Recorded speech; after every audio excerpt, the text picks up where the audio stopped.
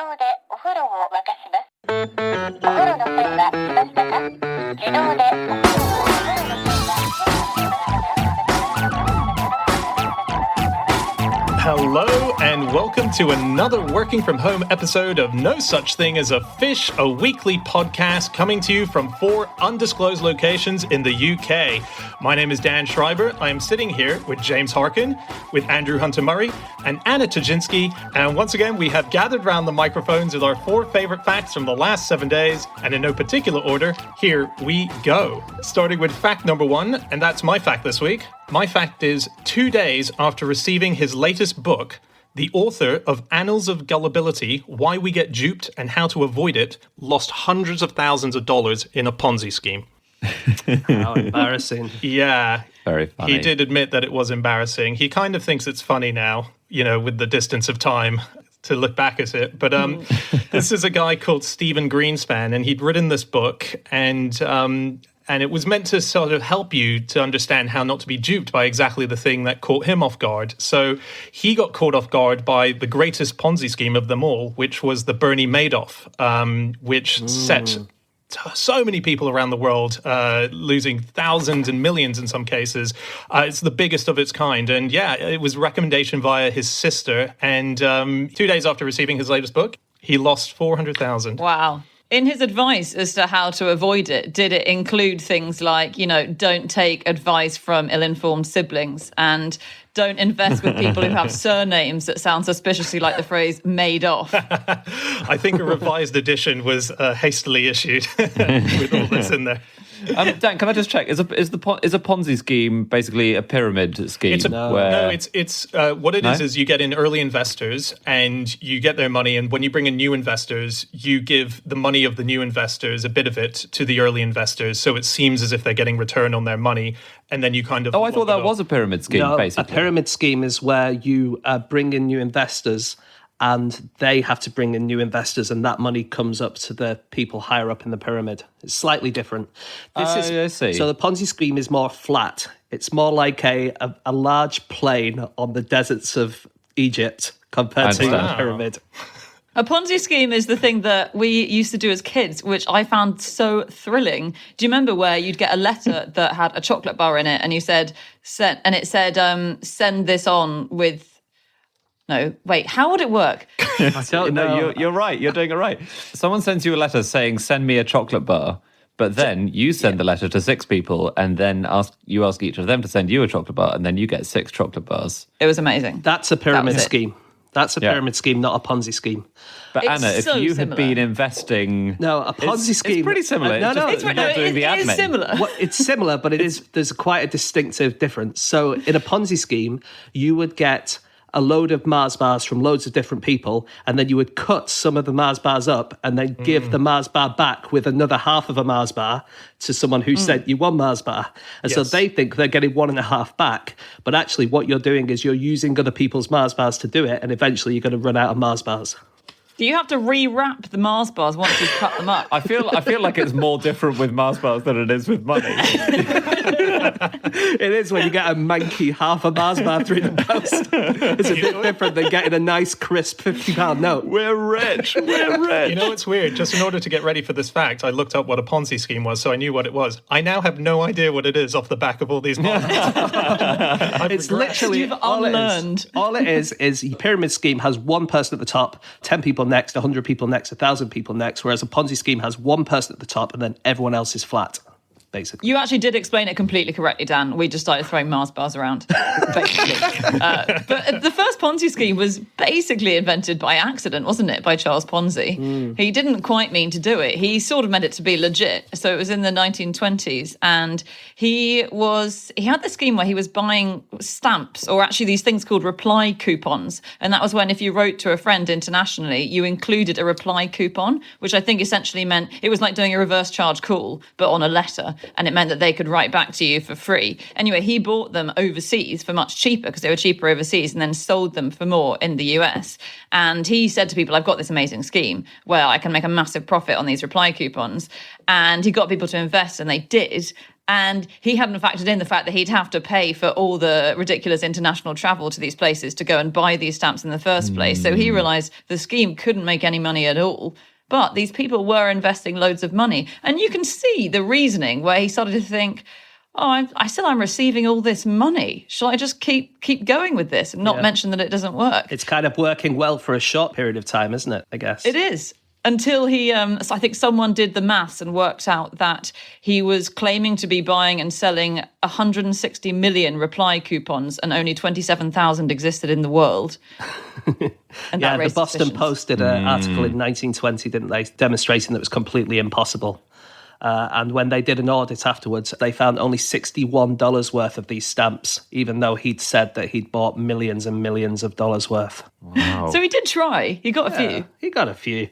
But when the Boston Post came up with this expose, everyone thought, oh my God, I've given him all my money. I need my money back. And so they did a run on him to try and get all of their money back. And he just completely fronted it out. And he just said, yeah, no worries. You guys just queue up and I'll give you your money back. And they stood in the queue and he bought them sandwiches and coffee. And people weren't sure whether he was real or not, still at that stage. And so half the time they were cheering him and half the time they were booing him. No one really knew what was happening. And then eventually the government got involved and looked at his accounts and found he was $3 million in the red. And they later revised it to $7 million in the red, and he got arrested. And when he got arrested, everyone lost their money. Oh, wow. What was his long-term plan with that queue outside his house? I just think sometimes it's like, maybe tomorrow it'll be fine. Yeah.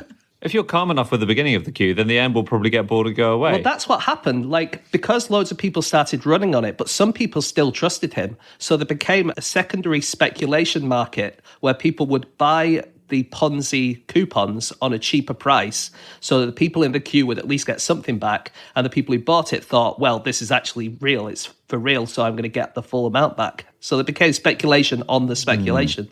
That's clever. Crazy. While we're on scammers, have you guys heard of Victor Lustig? I don't think we've ever mentioned Was him he before. the guy who sold the Eiffel Tower? Or He's the something? guy who sold it twice. Oh, wow.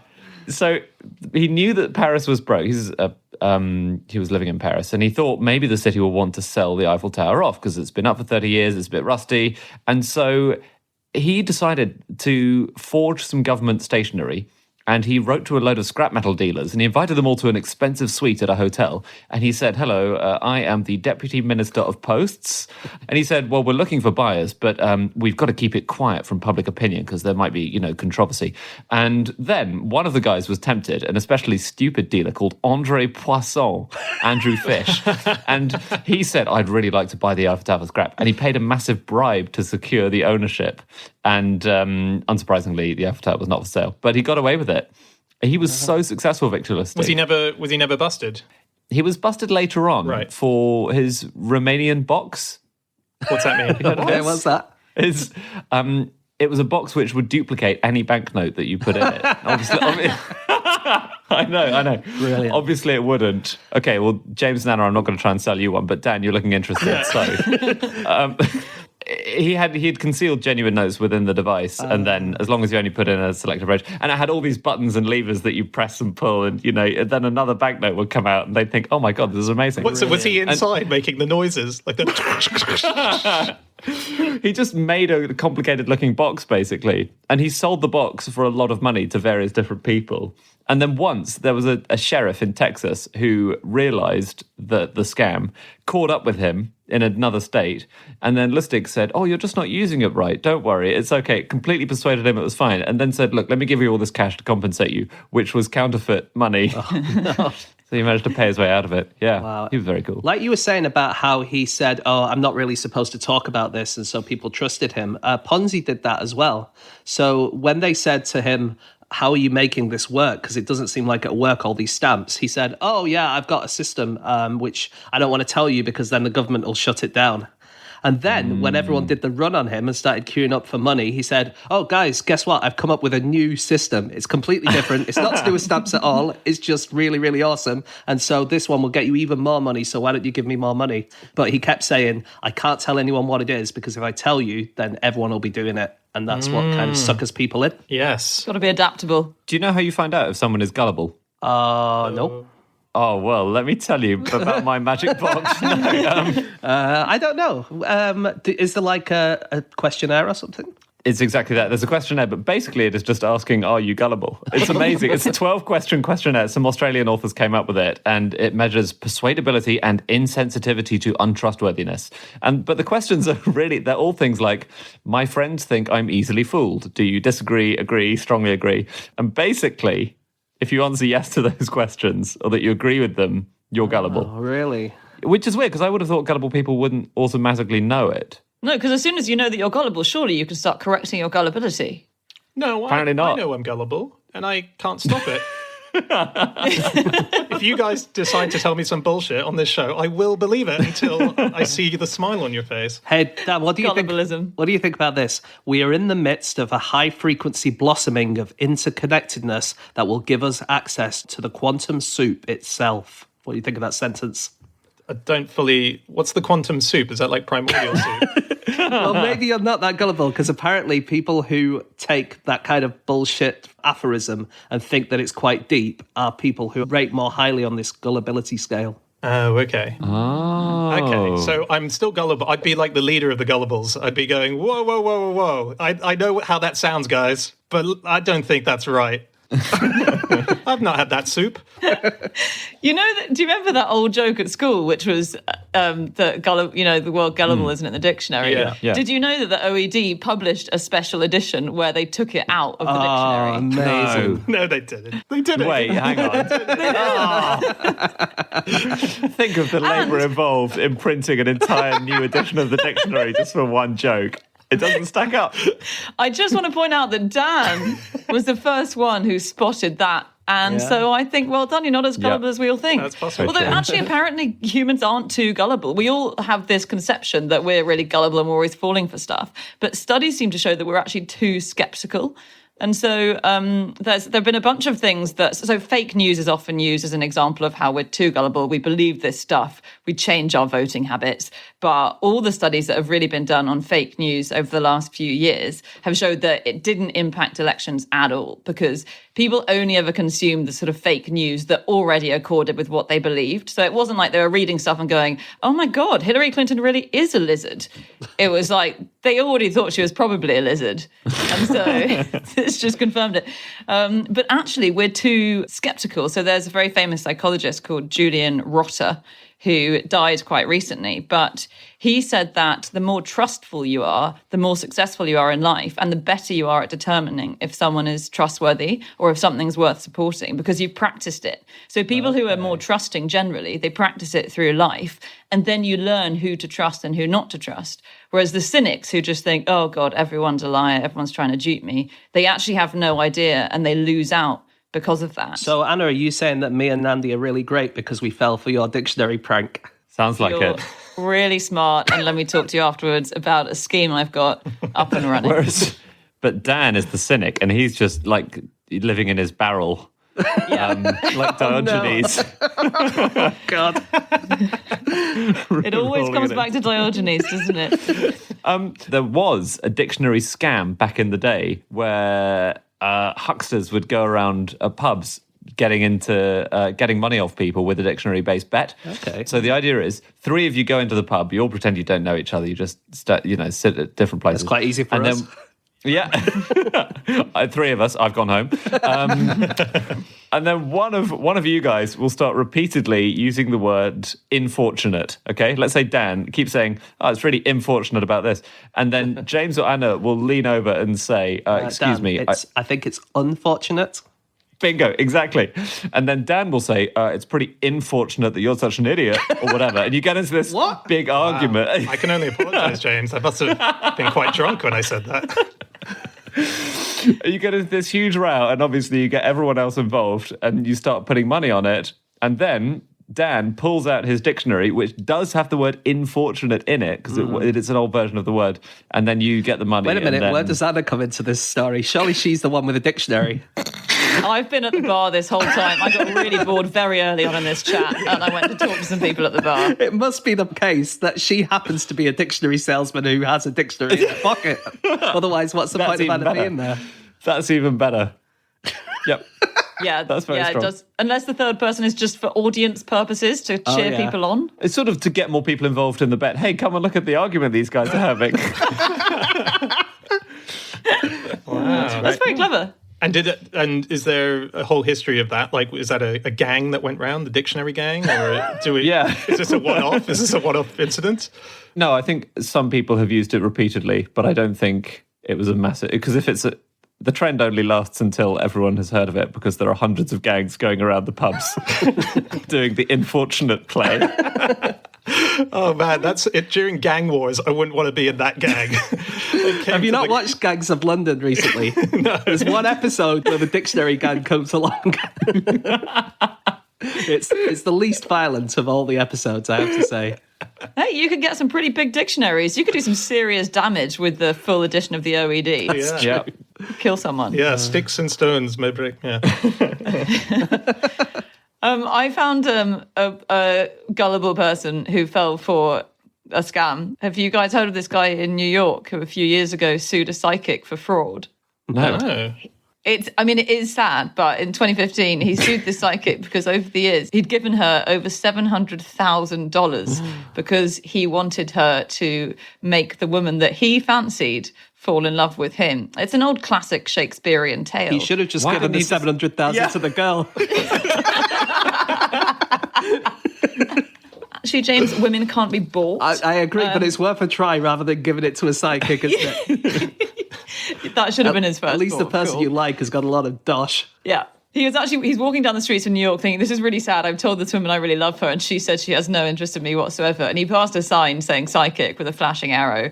And so you already know he's a bit gullible. He walked in and this psychic just managed to convince him, for instance, to fork out $40,000 so she could do him a fake funeral to convince the bad spirits that he had died so that they stopped plaguing him and let this woman fall in love with him. Why not invite the woman he fancied to the fake funeral and see if she was sad that he died, and then he bursts out of the coffin. Come on, and Andy. then That is- the woman he fancies. I don't thinks, think- I've got another child. That is never going to work, is it? In a romantic... That's how my wife and I got together. it? Fun, true story. Yeah.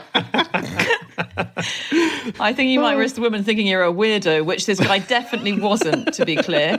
He also paid $80,000 for an 80-mile-long bridge made of gold to lure the spirits into the other realm. What? And then Can the I just psychic say, taught him that sounds like Yep. quite a good deal for a bridge made of gold. That's an incredible bargain. That's so cheap. It is. I think the thing is, the bridge made of gold didn't really exist in this realm, so you can never get the evidence that it has been built. Different nice. realm bridge. Yeah, much Different cheaper. realm bridge. The And then the they are- labour rates are much less. Did the guy? Did he not see the psychic increasingly turning up in fur coats, in Maseratis, and all of this stuff? And she's like, I bought them in the other realm. It's much cheaper over there. Eventually, after he forked out another 90 grand for a longer bridge because the spirits weren't going over this one, halfway through this, the woman he was in love with very sadly died. And the psychic thought quickly on her feet and said, don't worry, we'll just have to pay a bit extra for my reincarnation machine to be built. And so he paid tens No, of this is a thousands. terrible story. Wow. It is awful. And it was only when she said she built this reincarnation machine and Michelle, this woman you're in love with, is now inside this new woman you've just met. And he said, I met the new woman and I thought, she doesn't seem like Michelle at all. And that was when I started to think the psychic wasn't who she was purporting to Right. be. My God. How did this guy have access to $700,000 in the first That place? man is now the president of the United States of America. Okay, it is time for fact number 2, and that is Anna. My fact this week is that in 2011, former Paralympian Josh Sundquist, who's missing his left leg, announced that he'd found his soulmate. i.e., someone missing a right leg with whom he can split pairs of shoes. Wow. I don't know how I sort of came across this, but I was watching his YouTube channel. So Josh he was a Paralympian skier and he's now an author and a comedian and public speaker. And he sort of posted a video saying he's got these piles of shoes he's been saving up for years, because obviously you can't buy one shoe, but he only needs one. So he's got loads of right shoes and he'd been looking for someone who could wear them. And then he found, living in the same city as him, a chap called Stephen, missing a right leg, same shoe size, and crucially, same taste in shoes. So they had a lovely meetup where they did some swapsies. That's great. That's great. It's a beautiful story. Although it was quite, I think he might have been conned, to be fair, because he'd obviously been saving up his right shoes over the years, Josh. And so he came with this giant mountain, whereas Stephen wasn't expecting the soulmate reunion. So he'd presumably chucked away all his left shoes. So he only gave Joshua one shoe. So it was sort of a one shoe in exchange for about 50 shoes. There are charities out there where you can, so if you have lost a leg or lost a foot, but also if you have a pair of feet that are different sizes, like we all do, but some people much bigger than others, there are some places where you can match up with people with the opposite sized feet to you. Oh, cool. Really? Yeah, in America, great. there's something called the National Odd Shoe Exchange, which is NOSE, N-O-S-E, and they put people together with mismatched feet. And in the UK, there's something called Joe's Odd Shoes, which is on Facebook, where all you have to do is pay postage and packaging, and they'll send you a single shoe. Very cool. That's so cool. It's a bit weird, isn't it? Usually when you do those acronyms, it usually works out as something like foot. It's a bit odd to go for nose. You're absolutely right. They should... Well, maybe they had this conversation. and thought, Footwear odd one out trading, and it's foot. Except foot is also the beginning of footwear, so it's a cheat. Apart from Odd One Out has got 3 O's in a row, so it would be foot. So that's Josh, great guy. But I was sort of looking into prosthetics, and there's some really cool prosthetics out there that you can get. So have you guys heard of this woman called Sophie de Oliveira Barata? Nope. No. She's got this thing called the Alternative Limb Project, and she's basically an artist. It's in North London, and she makes these bespoke limbs. And she was inspired to do it. She had this client who was a little girl who had one leg, and every year she'd come for an upgraded leg because she was growing. And she started she asked at first for Peppa Pigs at the top of her leg, pictures of Peppa Pig eating ice cream. And so Sophie was like, yeah, sure, whatever. And then she came back the next year and asked for a Christmas scene at the top, which I think is very short-termist, and she's going to regret that in February, but whatever. And this woman, Sophie, thought, well, this is great. What a good idea. And so she was inspired by Inspector Gadget, because, he makes gadgets. Yeah. He has long arms and legs, doesn't he, sometimes? Exactly. So she makes long arms and legs and special arms and legs. And so for one guy, she made a hyper-realistic foot that looked really like his own foot. And she got hairs off the back of his neck and put them on the toes. Wow. Not many people in history have ever looked at their toes and gone, that isn't hairy enough. Can we put more hairs on that, please? So I guess one of the next frontiers in prosthetic limb development is how to incorporate feeling and how to incorporate automatic responses. So there's one recent development. Researchers at Newcastle University came up with this. It's got an AI camera inside it. It's a hand or an arm fitting, and it can recognize hundreds of objects using the camera. And when you move to grab something with your prosthetic arm, it automatically moves into the right position to grasp it. So if you're reaching for a pair of tweezers, it'll move into a pinch position. Or if you're reaching for a volleyball, it'll move into a sort of spread hand position so you can pick it up like that. It sounds unbelievable. Wow. And it can be trained to, develop more and more positions. Can you sort of code it so that if it's reaching for your 10th toffee crisp of the night, it will refuse to clamp down on it or something? Anna, we don't have time for your toffee crisp problem. Maybe if you hadn't sent that letter to so many people, you wouldn't have so many to get through. A toffee crisp. No one mentions toffee crisps. They're the best chocolates, aren't they? I agree, they're the best. Are they? I'm not sure I've ever had one. What? Mike. Oh my Yeah. God, that's like me not watching E.T. Jesus Christ. We definitely don't have time for the fact that you've never eaten toffee That's crisps, amazing. Andy. They are That's one a of long the chat. one of the very best. Are they? I reckon. Even Okay. Richard Osman would agree with that.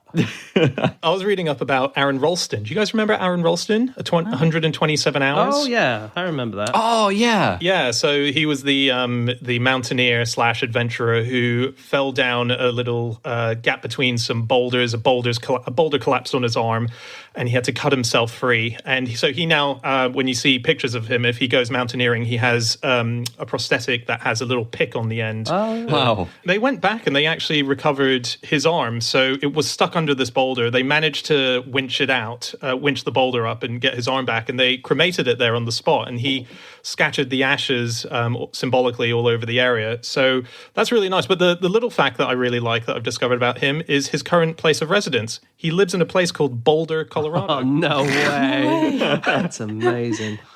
I have one last thing on prosthetics. I was amazed to learn about. There's a big comedian back in the early days of American comedy during the silent era called Harold Lloyd, and Harold Lloyd was at the time more famous than Buster Keaton and Charlie Chaplin. He was the one who was pulling in most money at the box office, and what I didn't know is that he lost 2 of his fingers. He lost his thumb and his index finger when he was doing publicity for a film of his called Haunted Spooks.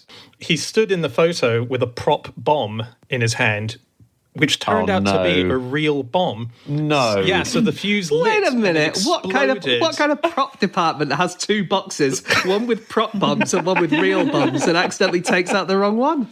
How do you end up in that situation? Now, what we've done is we've labelled the prop bombs with a P, and we've labelled the real bombs with a lowercase b. Don't put them upside down next to each other. Was there And someone more. simultaneously in the middle of a battle somewhere throwing the prop bomb and going, oh, God damn it, what's going on? Yeah, so it blew went up in off. his hand. Oh yeah, my it took God. off his thumb, it took off his index finger, it temporarily blinded him. He took 8 months to recover, and then they built a glove for him which had the thumb and the finger. And the most famous surviving sequence or even image that we'll know of Harold Lloyd is him hanging off a clock face. He did that with a prosthetic thumb and finger. It Wow. was after wow. that. It's during That his is publicity insane. I'd shoot. never heard that. Yeah. Cool. Okay, it is time for fact number 3, and that is Andy. My fact is that you can now diagnose a urinary tract infection using a fidget spinner. Finally, I can get all my old fidget spinners out.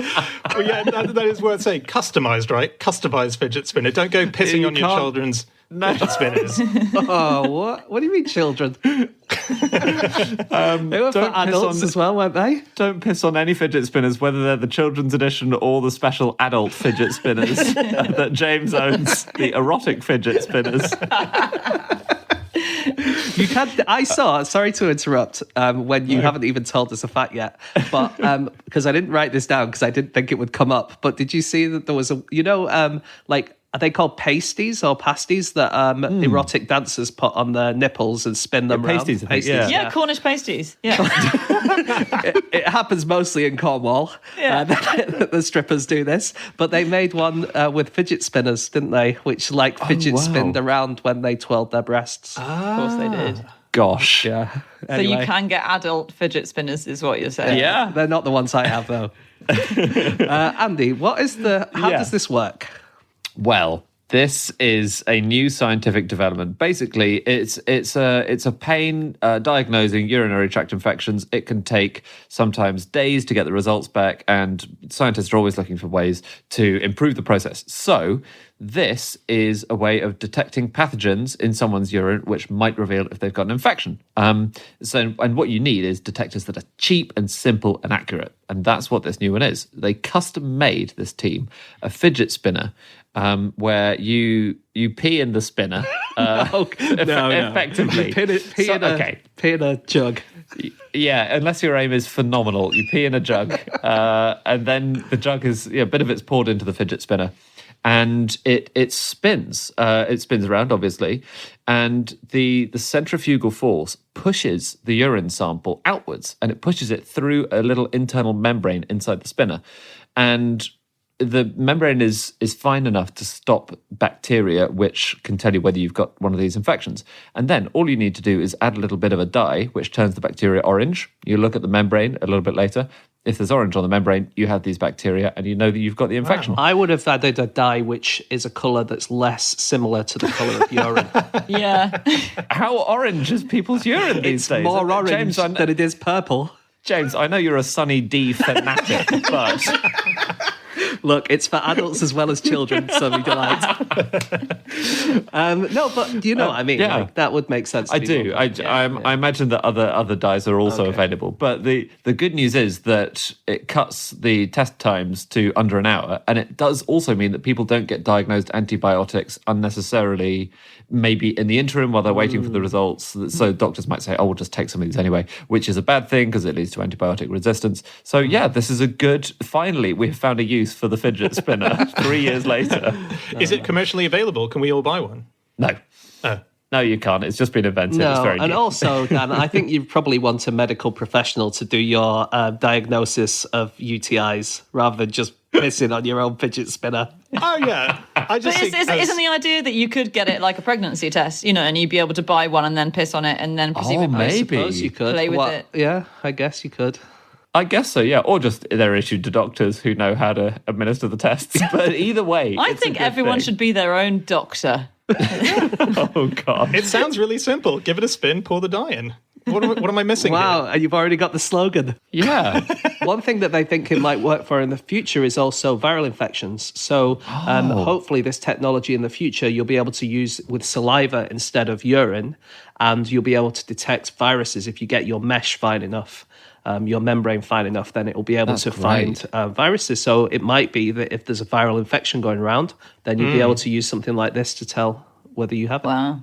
That's great cool. because fidget spinners have had a bad rep in a lot of corners over the years, haven't they? Yes. They've been sort of banned quite a lot of places, quite a lot of schools in America went through a phase of banning them for being really distracting for kids.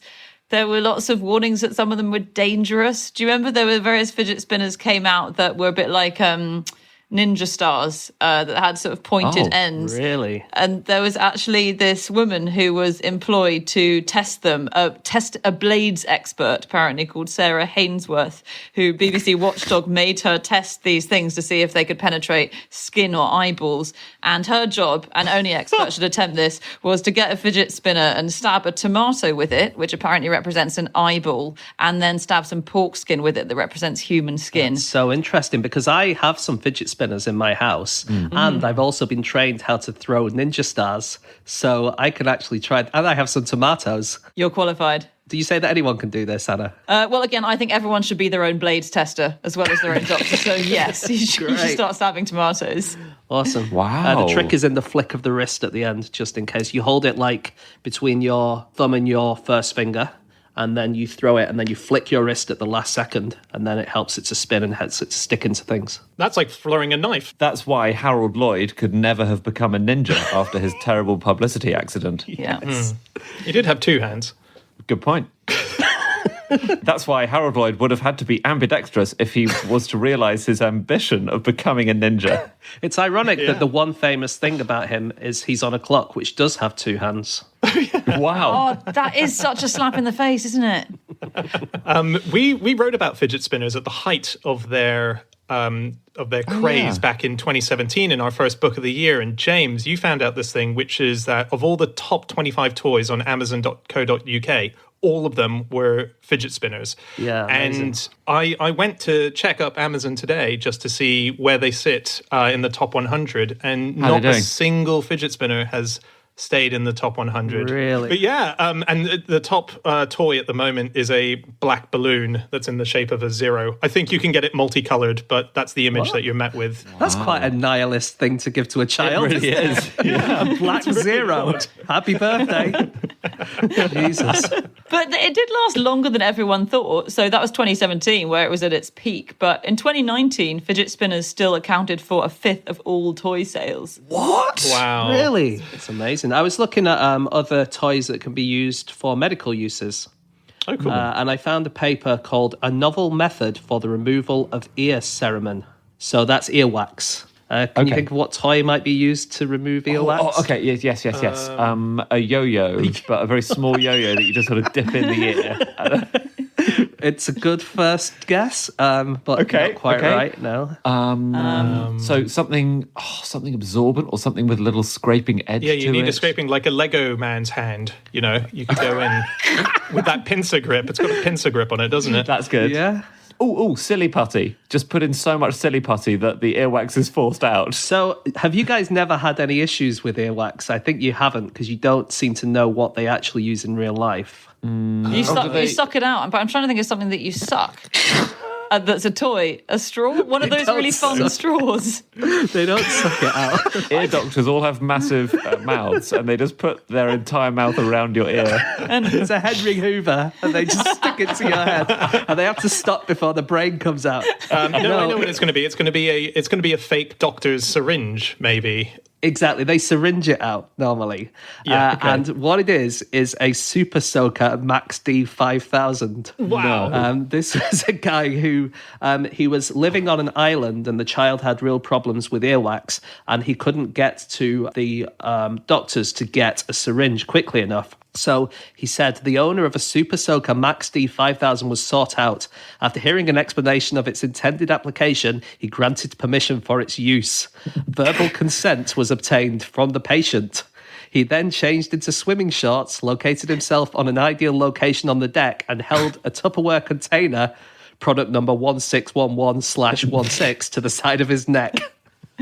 The Super Soaker Max D 5000 was filled with body temperature water and then mildly pressurized using the blue hand pump. The trigger was depressed, releasing a gentle, narrow jet of water, which was aimed along the posterior wall of the ear canal. And then after 15 seconds, bits of wax started coming out, and it worked. I might do Wow. that. That's great. I think don't do that. This was a medically trained professional, and this is a thing that happened, and it is in a medical paper. But I think if you do have earwax problems, maybe you should consult a professional. You guys are so boring. Don't piss in my fidget spinners. Don't put Super Soakers in my head. Do you know what the best-selling doll of 1976 was? You'll be surprised. Oh, 1976 1976. Was it a Richard Barbie? Nixon doll? was. Oh, that was very... No, I was about to say very close. It's not very close. Was it a? When was Star Wars? 77. So maybe It wasn't. Yeah, it wasn't 77. Luke Skywalker. Oh, It was I know. Oh. The Exorcist, didn't that come out in 70? Oh, nice. Okay, well, you're all kind of getting closer. It is a pop culture thing. It was Cher. Was it? Really? Yeah. There were Sonny and Cher dolls, and the Cher one was very customizable, had different outfits and things, and it was hugely popular. Really? Best-selling doll of the entire year was Cher. That makes sense. Yeah. I am surprised, Andy. I just don't have any references that I can make jokes about Cher. No, I'm just desperately trying to think of a single Cher song. Shoop Shoop song is the only one I can think Yeah. of. The famous one with Sonny Bono. What was that? The duet. I got you, babe. I got you, babe. Yeah. Yeah. I was just imagining being a parent and having two kids and one Cher doll and convincing them it was called Cher because they had to share it. And I'm sorry, I switched off and went there.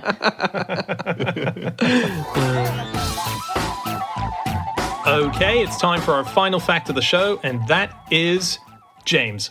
Okay, my fact this week is that Al Capone ran a soup kitchen during the Great Depression.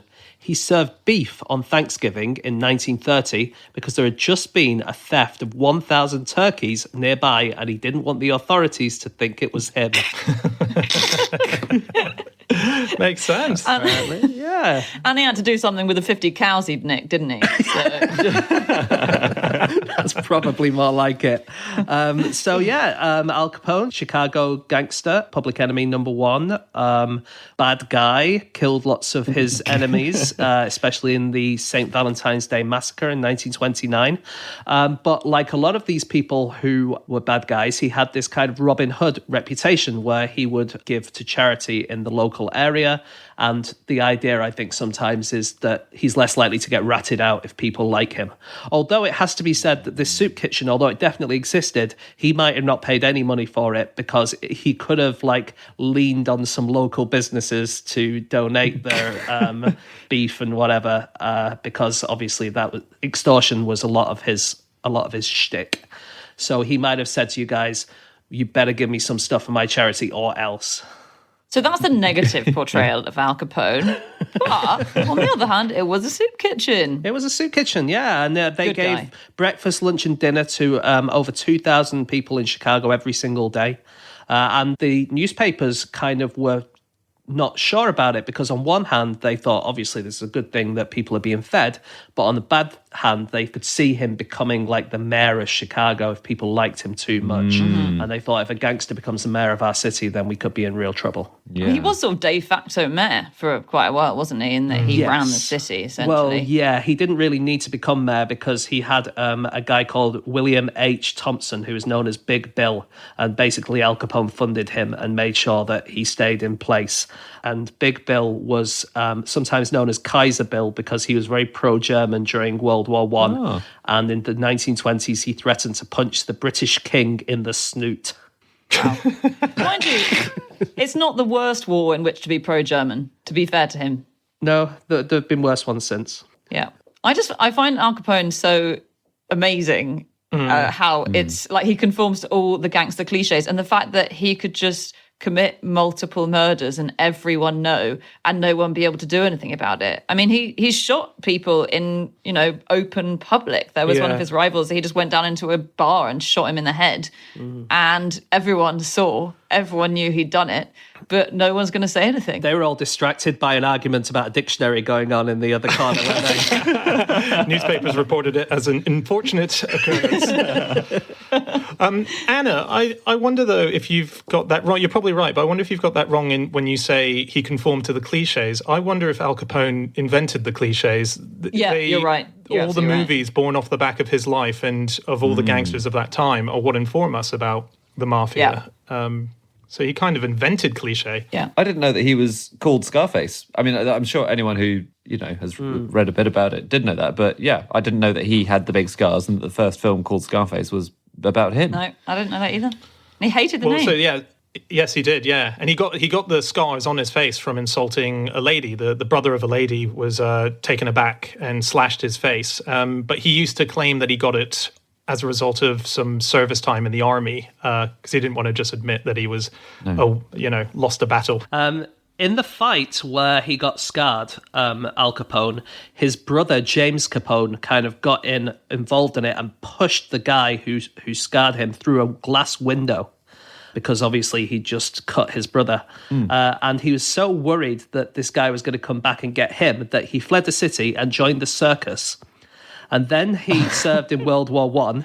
And then after the war, he changed his name after his favorite cowboy and became a prohibition agent and basically spent his whole time stopping people from moving alcohol around, which is where Al Capone got most of his money. But he didn't realize that had happened because at that time, Al Capone wasn't really famous for that kind of thing.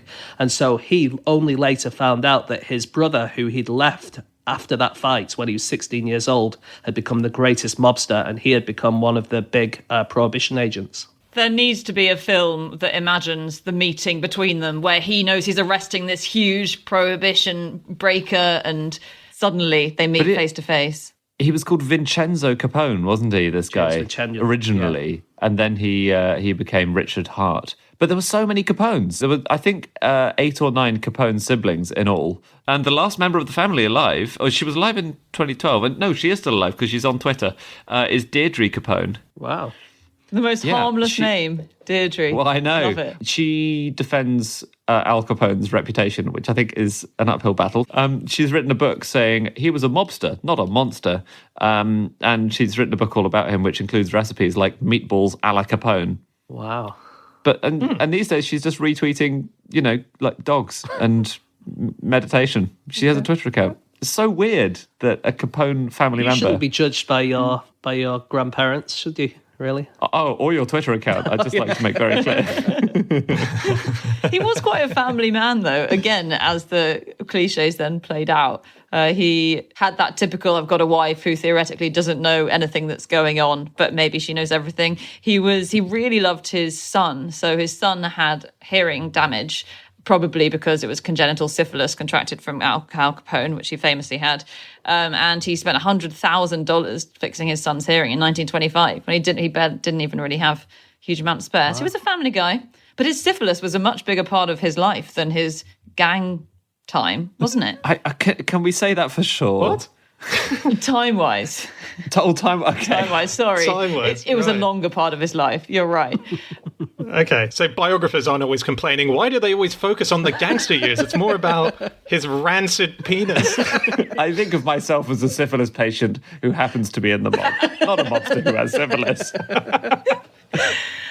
Well, I think by the end, he basically couldn't think of himself as anything. It was Right. so awful. I didn't sort of realise the symptoms of untreated syphilis, but by the time he went to prison in 1930, he was starting to really suffer from it. There's a theory that one of the reasons he was moved from Atlanta prison to Alcatraz, where he was famously sent, is actually that he was being bullied in the Atlanta prison because he was very weak and he was starting to lose his faculties because of this syphilis, and his cellmate had to protect him because, everyone else was bullying him, and so he was accused of special treatment because this cellmate was protecting him, so he was shifted.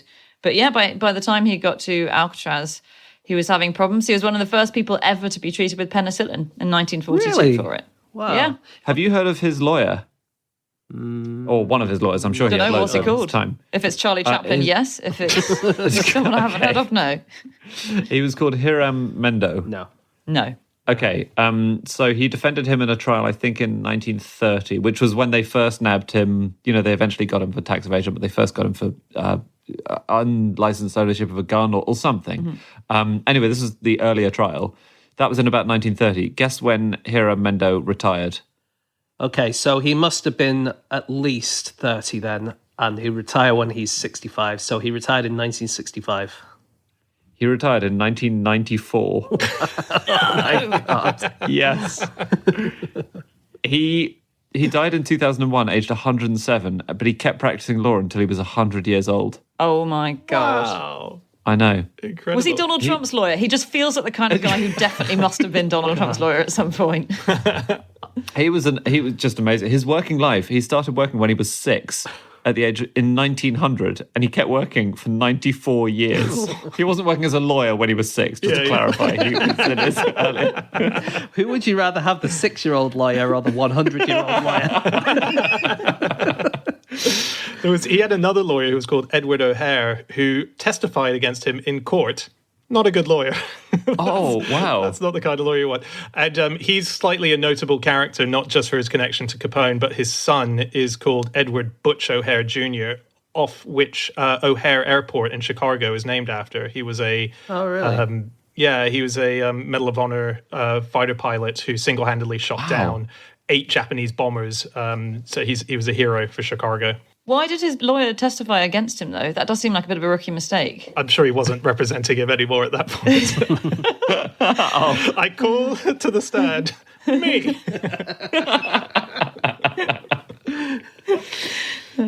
Al Capone, the only time he got shot was when he shot himself, wasn't it? He Wow. shot himself by accident. 1928, he had a golf game.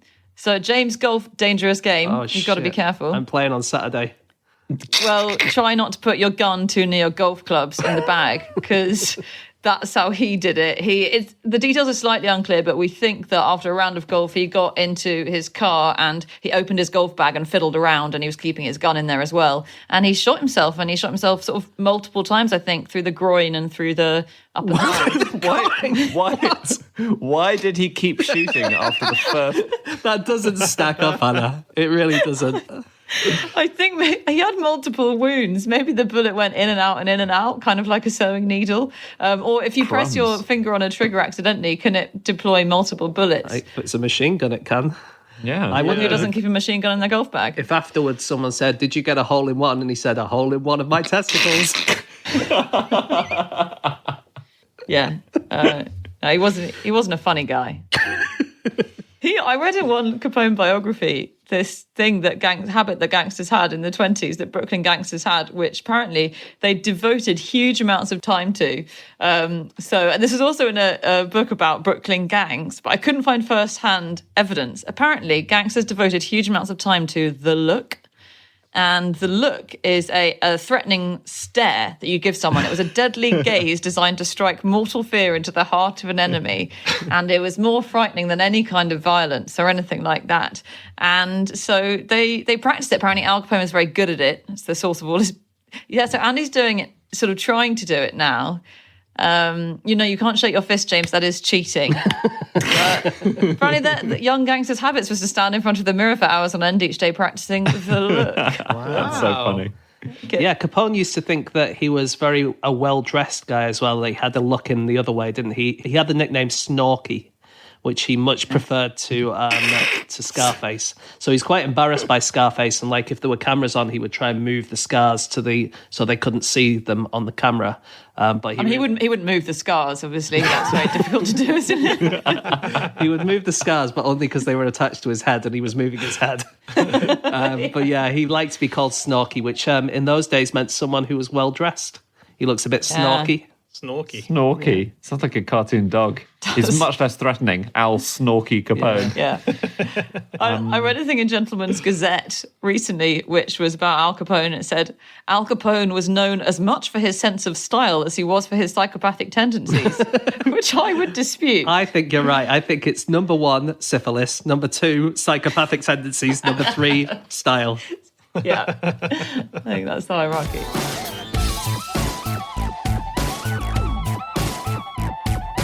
Okay, that's it. That is all of our facts. Thank you so much for listening. If you'd like to get in contact with any of us about the things that we have said over the course of this podcast, we can be found on our Twitter accounts. I'm on @Schreiberland, Andy, @AndrewHunterM, James, he's giving us the look, @James Harkin, and Anna. You can email podcast@qi.com. Yep, or you can go to our group account, which is @NoSuchThing, or our website. You can go to nosuchthingasafish.com. All of our previous episodes are up there, as well as links to bits of merchandise that we've released over the years. Okay, guys, once again, we hope you're staying well. We hope you're safe. We hope your family are doing well. Thank you so much, as ever, for listening to us during this weird time.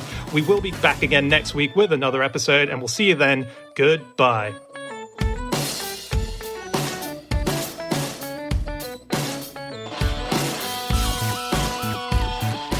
Good. Good Well movie. done, everyone. That was really good. Can I quickly say @Deirdre Capone? Just because we mentioned her on Twitter, and I don't know if it's funny or not. Nice. She's actually Deirdre Marie Cap. Well, I don't know why she put in Marie and left out Capone, but there we go. Wow, because cap is a slang word for putting a cap in it, for shooting someone. That comes from Capone. Put a You're cap kidding. in your ass. Come on, we just did a gullible podcast, Dan. Right at the end. I held that. I deliberately held back. Damn it. And we're still recording.